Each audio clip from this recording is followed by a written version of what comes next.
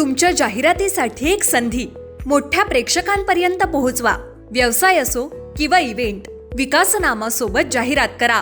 स्क्रीनवरील नंबरवर आजच संपर्क करा. विकासनामा, तुमचा आवाज, तुमची जाहिरात. तसंच विकासनामाला सबस्क्राईब करा आणि अपडेटेड रहा. नमस्कार, मी विकास मिरगणे. विकासनामा डिजिटल प्लॅटफॉर्म मध्ये स्वागत आहे. आपण चर्चा करतोय नवी मुंबई महानगरपालिकेच्या निवडणुकीच्या निमित्ताने मतदारांशी संवाद साधतोय, उमेदवारांशी संवाद साधतोय. नेमकी नवी मुंबईमध्ये काय चाललंय, मतदारांचं नेमकी भूमिका काय, उमेदवाराचं विजन काय, याच अनुषंगाने आज आपण चर्चा करतोय. अशाच एक प्रभागात सुद्धा चर्चा करतोय की ज्या रोहिणी दोरकेनाथ भोईर, शिवसेनेचे जिल्हा प्रमुख दोरकेनाथ भोईर यांच्या कन्या ज्या आहेत त्या निवडणुकीच्या रिंगणामध्ये आहेत. विशेषतः त्या डॉक्टर आहेत. वडिलांचा राजकीय वारसा त्यांच्याकडे आहे, त्यामुळे सोशल ऍक्टिव्हवर ते सोशल मीडियातून सुद्धा ऍक्टिव्ह असतात आणि त्यामुळे वडिलांचा राजकीय वारसा आणि आपण डॉक्टर आहोत, त्यामुळे डॉक्टरांनी सुद्धा राजकारणात यावं याच भूमिकेमध्ये. आणि आपल्यासोबत रोहिणी दोरकेनाथ भोईर, स्वागत आहे मॅडम विकासनामामध्ये. नमस्कार. खरं तर वडिलांचा राजकीय वारसा, बाळकडू, हे सगळं घराण्याच पासून आलेलं आहे. कसं पाहताय? खरं तर वडील गेली 48 वर्ष शिवसेनेमध्ये वेगवेगळ्या पदांवर त्यांनी काम केलेलं आहे. तर लहानपणापासूनच त्यांच्याकडे बघून एक आयडिया आलेली आहे. राजकारण न म्हणता समाजकारण आपण जर बोललं तर ते जास्त प्रभावी ठरेल. बाळासाहेबांचं धोरण सगळं घरामध्ये अवलंबून आहे. बाळासाहेबांचं ब्रीदवाक्य होतं की 80% समाजकारण, 20% राजकारण. तर त्याच ब्रीदवाक्यावरती बाबांनी एवढे 48 वर्षाची कारकीर्द आहे. तर प्रभागामध्येच नाही, ठाणे जिल्ह्यामध्ये कुठेही बघाल, कोणीही समोरून आलं तर आपल्या घरातून नाही असं सांगितलेलं नाहीये. तर तोच वारसा पुढे मी पण चालवण्याचा प्रयत्न करेन. अर्थात कसं यावं तुला राजकारणात? अचानक एंट्री, अचानक तिकीट मिळालं, पहिली प्रतिक्रिया काय होती? कारण तसं ठरवलं दिसत नाही किंवा अचानक हे महिला हे पडलं, आरक्षण पडलं आणि परत तिकीट दिलं त्या सगळ्या गडबडीमध्ये. कशी पहिली प्रतिक्रिया काय होती? आता आपण नगरसेवक होणार आहे. खरं तर प्लॅनिंग नव्हतं ह्या गोष्टीचं. महिला आरक्षण आल्यामुळे मला उभं केलं गेलं, अर्थात नाहीतर वडीलच असले असते. सुरुवातीची जी प्रतिक्रिया होती, मिक्स रिॲक्शन होते. थोडी भीती पण वाटत होती, कारण वैद्यकीय क्षेत्रात असल्यामुळे ह्या सगळ्या गोष्टींशी तेवढा संबंध माझा जवळून येत नव्हता. त्याच्यामुळे मिक्स रिॲक्शन होती. थोडी घाबरट, भीती पण वाटत होती, थोडा आनंदही होता की समाजकार्यासाठी मला आता माझ्या हातातून काही गोष्टी घडतील. तर तो एक आनंद पण होता आणि थोडी भीती. पण तू एवढे डॉक्टर झालेले, काय शिक्षण घेतलेलं आणि तू आता राजकारणात येते, म्हणजे तुझं शिक्षण उपयोगी पडणार आहे की नाही? मग अर्थात मी जरी डॉक्टर असले, मी BAMS केलेलं आहे, आपलं डॉक्टर DY पाटील नेहरू, तिथून BAMS केलेलं आहे. त्याच्यानंतर मी 8 वर्ष सलग प्रॅक्टिस करते. कोपरकर्ण हॉस्पिटल आहे एशेलॉन करून, तिथे इमर्जन्सी मध्ये, कॅज्युअलिटी मध्ये, ICU मध्ये, तिथे मी वर्किंग असते. आणि प्रभागात देखील जरी कोणत्या घरामध्ये जर पर्सनली जाऊन जर मला बघायचं असेल तर तिकडेही जाऊन बघते. तर वैद्यकीय क्षेत्रात असल्यामुळे डॉक्टर म्हणून पण जर मला प्रभागामध्ये माझ्या प्रभागामध्ये हॉस्पिटल नाहीये, तर त्याच्यामुळे जर त्या अनुषंगातून मला पहिल्या महासभेत माझा निकष तोच असेल की जर माझ्या प्रभागामध्ये जर मला वैद्यकीय क्षेत्रातून वैद्यकीय सुविधा देऊन जर लोकांचं भलं करता येईल तर नक्कीच मला आवडेल. आता मूळ मुद्दा असा की तुझ्या मनातला नेमकी विजन काय आहे? तू आता प्रभाग क्रमांकची समजा इथे नगरसेविका झाले, तुझ्या मनातला प्रभाग कसा असेल हा? म्हणजे तुला काय करायला आवडेल बाबा? हे अर्थात बरीचशी कामं माझ्या वडिलांनी चालू केलेली आहेत, पण अजूनपर्यंत ती पूर्णत्वास नेलेली नाही गेलेली आहे. मागची 5 वर्ष शासकीय कारद होती, त्याच्यामुळे इथे आपल्या गावासाठी एक ग्राउंड हवं होतं खेळासाठी. 40+ ग्राउंड आपण अवेलेबल केलेलं आहे, पण त्याचं काम अजून पूर्ण झालेलं नाहीये.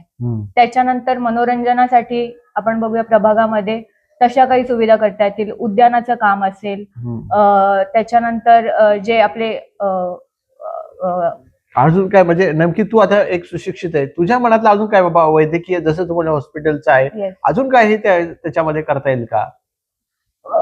हॉस्पिटलचं तर मला प्रभागामध्ये करायचंच आहे. त्याच्याबरोबर महिला सक्षमीकरणासाठी मला काही करता येईल का?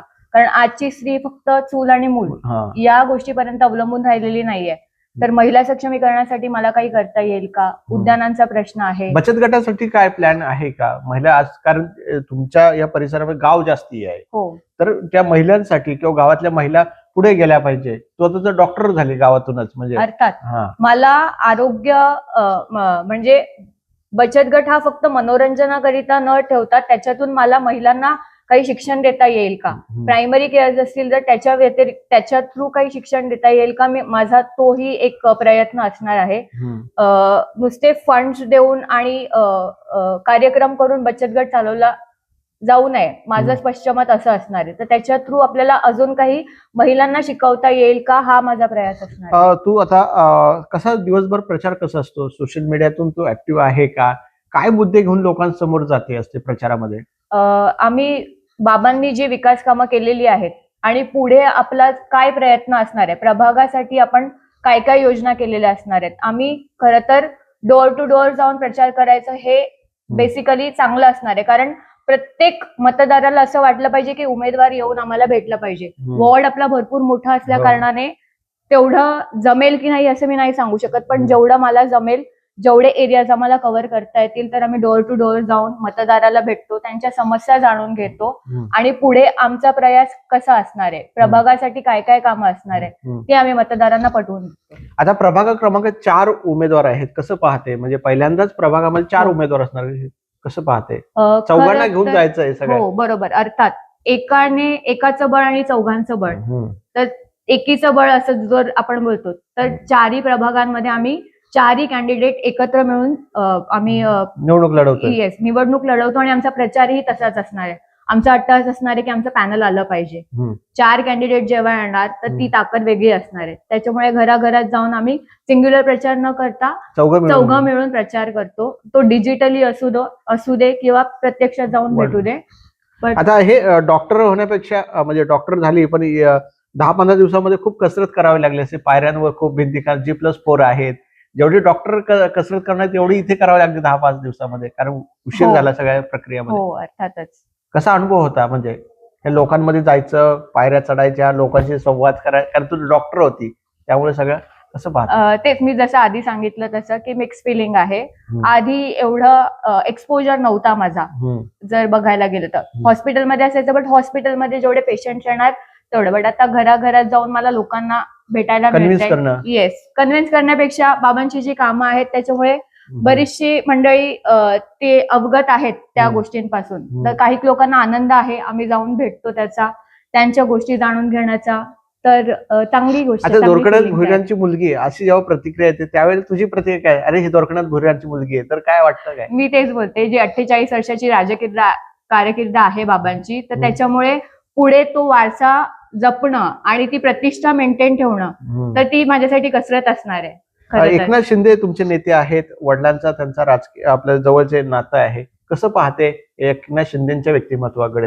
खरं तर शिंदे साहेबांकडे मी त्यांची मुलगी म्हणजे द्वारकानाथ भोईर यांची मुलगी ही इमेज ठेवण्यापेक्षा ज्या सामान्य नागरिकांमध्ये मी जास्त असते, कारण आता मी पॉलिटिकल करिअरमध्ये आलेली आहे. पण जेव्हा मी हॉस्पिटलमध्ये काम करताना मी सामान्य नागरिकांमध्ये जास्त असते. तर साहेबांबद्दल सांगायचं तर खरंच त्यांनी महाराष्ट्रासाठी जे केलेलं आहे आणि लाडकी बहीण योजना जर तुम्ही बघाल तर प्रत्येक घरात, प्रत्येक कुटुंबात महिलांच्या अकाउंटमध्ये जे पैसे जमा होतात त्याचा भरपूर फायदा त्यांना होतोय.